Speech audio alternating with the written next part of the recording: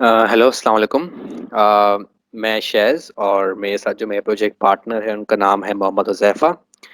और बेसिकली जो हमारा आज जो टॉपिक है प्रोजेक्ट का वो है रैंडमाइज्ड मेल्टेबल प्रायोरिटी क्यूज़। तो बेसिकली इसको समझने से पहले हम ये इसका बैकग्राउंड देखते हैं और देखते हैं कि ये होता क्या है और इसके एल्गोरिदम्स एंड इसका टाइम बाउंड किस तरीके से हम उसको एनालाइज़ करते हैं। पहली चीज़ हम इंट्रोडक्शन पे बात करते हैं कि प्रायोरिटी क्यू एक होता क्या है? अगर मैं आपसे सवाल करूँ कि what is the priority queue? So we know कि priority queue is an ADT, ठीक है? जिसमें हम हमारे एलिमेंट्स को मेंटेन कर सकते हैं बाय यूजिंग देयर प्रायोरिटी, ठीक है? अच्छा, प्रायोरिटी क्यू बेसिकली इम्प्लीमेंट करने का तरीका होता है, वो 3 तरीके होते हैं बेसिकली। लिंक्ड लिस्ट से भी कर सकते हैं, हम बाइनरी हीप से भी कर सकते हैं। तो आज हम बेसिकली इसको बाइनरी हीप से देखेंगे। अच्छा, बाइनरी हीप के थ्रू अगर मैं इसको इम्प्लीमेंट करूँ so I have got 2 options. The first one is कि मैं एरेज़ यूज़ करूँ। अब एरेज़ में आता है मेरे पास कि भाई मिनिमम मैक्सिमम हीप भी एरेज़ में आ जाता है, in which I have to maintain their order.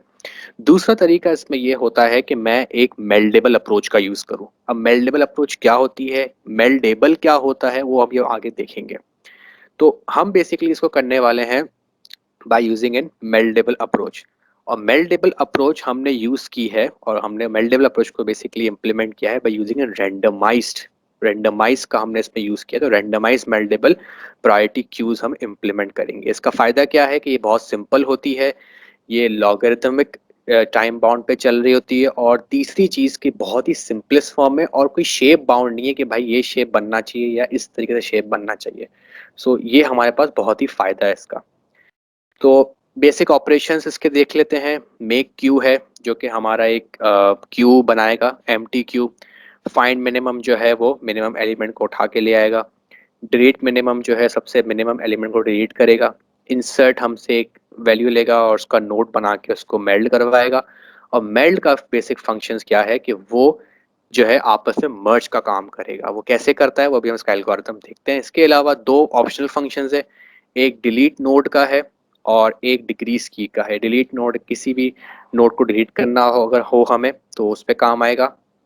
और डिक्रीज की में हमारे पास जो ई वन है that should be less than equals to our given E and they should be notes. सो उसको रिप्लेस करने के लिए काम आएगा। एज यू कैन सी के सारे मोस्टली फंक्शंस लॉग एन या ओ ऑफ वन पे बाउंड है। एल्गोरिदम की बात करते हैं। पूरे प्रोजेक्ट में जो हमारा जो ये असल होते हैं बेस होती है जो पूरे हमारे प्रोजेक्ट की, वो है इस मेल्ट के फंक्शन की। मेल्ट का फंक्शन कैसे काम कर रहा है? मेल्ट का फंक्शन क्या कर रहा है, हमसे दो पैरामीटर्स ले रहा है, H1 and H2। And what are H1 and H2? H1 और H2 दो सब ट्रीज हैं, ठीक है? वो क्या कर रहा है, दो सब ट्री को आपस में मिला रहा है और एक सिंगल ट्री में लेके आ रहा है। अब जो ये मिलाने वाला काम है ना, that is based on randomise approach, जो कि हमारे हाथ में नहीं है। It's basically on the probability कहूंगा मैं इसको वे में, ये उस पे ये बेस करता है। सही है। अब हम कैसे करते हैं इसको, हम मैंने कुछ की मिसाल भी लिखी है तो उसको चेकआउट करते हैं।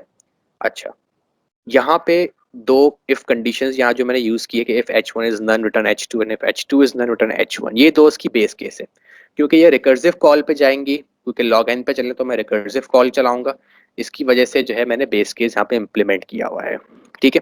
मिसाल ले लेते हैं कि लेट सपोज मैंने एक नोड क्रिएट किया है और मेल्ट कॉल करवाया है। तो लेट से H1 में पड़ा है मेरे पास अभी 3 और H2 में मेरे पास पड़ा है 1, ठीक है? अच्छा, इसमें एक चीज ये है कि जो हमारा रूट नोड होगा वो सबसे स्मॉलेस्ट एलिमेंट होगा। सही है ना? तो इसमें ये चीज मुझे पता है। H1 में मेरे पास 3 है, लेट सपोज 3 का नोड है। H2 में मेरे पास 1 का नोड है। पहले चेक करेगा भाई, नन नहीं है। H1 में गया, अब H1 है 3, 3 इज ग्रेटर देन H2, क्या होना चाहिए? स्वैप कर देगा। तो H1 पे वो 1 ले आएगा, H2 में वो 3 ले आएगा। अब मेरे पास ये 1, 3 पड़ा हुआ है, ठीक है? अब ये जो काम है टॉस का, अब या तो वो भाई हेड आएगा तो लेफ्ट पे जाएगा, अगर टेल आएगा तो राइट पे जाएगा। अब वो डिपेंड करता है, वो हमारे हाथ में नहीं है। दैट्स ऑन द एल्गोरिदम कि वो क्या चीज लेके आता है। लेट सपोज कि वो लेफ्ट लेके आता है, हेड आ गया तो वो लेफ्ट पे जाएगा। H1 में क्या पड़ा हुआ है? 1, 1 का लेफ्ट और H2। अब 1 के लेफ्ट में क्या है? अभी कुछ भी नहीं, सिर्फ 1 पड़ा हुआ है। तो 1 के लेफ्ट में नन है, ठीक है? और H2 में क्या है? वो 3 है। तो एज यू कैन सी कि वो हमने बेस केस अचीव कर लिया कि H1 अगर नन है तो वो H2 दे देगा। तो 1 के लेफ्ट पे क्या आ गया, 3 आ गया। तो उसने क्या किया, 1 और 3 को आपस में जोड़ लिया, यानी कि इसको पता होगा कि 1 के लेफ्ट पे मेरे पास उसका लेफ्ट चाइल्ड है which is 3। As you can see के 1 मेरे पास स्मॉलेस्ट एलिमेंट है। एक और एग्जांपल ले लेते हैं इसकी, कि अब जो मैं नोड को इंसर्ट करवाना चाह रहा हूँ या मैं इसको मेल्ड करवाना चाह रहा हूँ, नाउ दैट इज -1। अब आई नो कि -1 इज स्मॉलर देन 1। तो क्या होना चाहिए आपके लिए, आपके हिसाब से? आप भी यही सोच रहे होंगे कि -1 रिप्लेस हो जाएगा क्योंकि -1 छोटा है तो वो रूट बन जाएगा। तो एग्जैक्टली यही काम होगा। -1, 1 दोनों का रूट पास हुआ। अब उससे चेक किया, क्या -1 बड़ा है 1 से? नहीं है।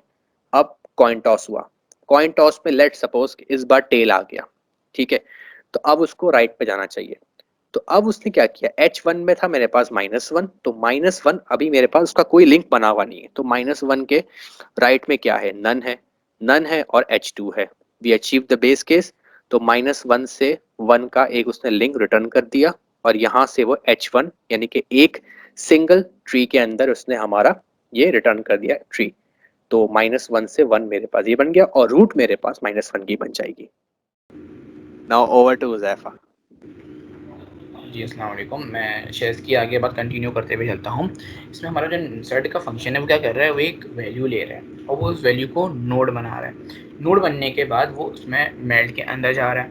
मेल्ट हमारा रूट और वो जो वैल्यू बन रही है, नोड जो बन रही है उसका, वो ले रहा है। मेल्ट क्या कर रहा है, मेल्ट हमारे फंक्शन को प्रायोरिटीज चेक कर रहा है वेरिएबल्स की, और सबसे मिनिमम यानी कि जो मिनिमम नंबर है वो उसको रूट बना रहा है उसका। अच्छा, हमने यहाँ पर रूटी का वेरिएबल क्यों यूज़ करा, इसका जवाब मैं आपको देता हूँ। रूटी, क्योंकि रूटी को पता है कि उसके लेफ्ट में और उसके राइट में क्या है। अब मैं आता हूँ इसके अंदर डिलीट मिनिमम के ऊपर। डिलीट मिनिमम क्या कर रहा है, जब हम डिलीट मिनिमम को कॉल करेंगे तो वो क्या करेगा, वो सबसे मिनिमम वैल्यू को रिमूव करेगा। क्यों? क्योंकि हमें पता है कि सबसे मिनिमम वैल्यू जो होगी वो रूट पर ही होगी। इसकी हम मिसाल ऐसे लेते हैं कि एक क्लास में बहुत सारे बच्चे हैं, उसमें से अगर मैं एक बच्चे को निकालता हूँ तो वो बाकी बच्चे रिकम्बाइन हो गए। अच्छा, वो जो रिकम्बाइन वाली बात है वो यहाँ पर हमारी मेल्ट पूरी कर रहे हैं। अब मैं आता हूँ फाइंड मिनिमम पे। और फाइंड मिनिमम क्या कर रहा है, फाइंड मिनिमम हमारी सबसे मिनिमम वैल्यू को रिटर्न कर रहा है। जैसा कि अगर हमने फाइंड मिनिमम करा, जैसे कि फाइंड मिनिमम में सबसे छोटी वैल्यू, अब अगर हम एक दफ़ा कॉल करेंगे तो सबसे छोटी वैल्यू, और जाहिर सी बात है हमें पता है मिनिमम वैल्यू सबसे रूट पर ही है, तो उसने हमें रूट रिटर्न कर दी। इसके अलावा इसमें सर एडिशनल फंक्शंस भी हैं कुछ। अब जैसे कि डिलीट, डिलीट क्या कर रहा है, डिलीट हमारा ले रहा है नोट को। क्या कर रहा है, जो वैल्यू हमें उड़ानी है ट्री में से वो जा रहा है, वो पूरे ट्री को ट्रैवर्स कर रहा है, कंपैरिजन कर रहा है। अच्छा जी, जो हमने वैल्यू जो नोट पास करा है क्या वो वही वैल्यू है, और कंपैरिजन करके उसको उड़ा दे रहा है ट्री में से। और फिर अब जब उड़ा दी तो वैल्यू, तो फिर तो हमें वापस से पूरे ट्री को कंबाइन करना है, पूरा का पूरा फिर से प्रायोरिटी चेक करनी है। तो फिर हम उसमें भी मेल्ट का फंक्शन कॉल कराएंगे। अब उसके अंदर एक और हमारा फंक्शन है, वो है डिक्रीज का। डिक्रीज क्या कर रहा है, डिक्रीज में हमारे दो नोड्स ले रहे हैं। एक वो नोड के जिससे जो हमें जिसके ज़रिए रिप्लेस कराना है, और एक दूसरा नोड कि हमें उस वैल्यू पे क्या रिप्लेस कराना है, वो ये काम कर रहे हैं। अब जो हम वैल्यू रिप्लेस करा रहे हैं वो हमेशा छोटी होनी चाहिए अपनी अगली वैल्यू से। अगर वो वैल्यू या तो छोटी नहीं है तब तो वो रिप्लेस नहीं करेगा। That's it from our side. और बस मैं एक चीज़ आपको बस क्लैरिफाई कर दूं कि यहाँ जो डिक्रीज का फंक्शन है ना, वो आपसे दो पैरामीटर्स ले रहा है एज अ नोड। एक वो वैल्यू जिसको रिप्लेस करना है, और एक वो वैल्यू जिससे रिप्लेस करना है। तो जो जैसे मैं चाह रहा हूँ कि अगर इसमें ट्री के अंदर 4 वैल्यू पड़ी हुई है, मैं चाह रहा हूँ कि उसको 5 से रिप्लेस कर दूँ। ठीक है, अब 5 बड़ा है 4 से तो रिप्लेस नहीं होगा। और अगर तो अलबत्ता मैं चाह रहा हूँ कि मैं उस 4 को 3 से रिप्लेस करूँ, तो ऑब्वियसली वो 3 को रिप्लेस कर देगा क्योंकि 3 वैल्यू जो है वो छोटी है। और जब वो रिप्लेस हो जाएगी उसके बाद वो दोबारा से इसको मेल्ट करवाएगा। So that's all from our projects overview. Thanks for watching.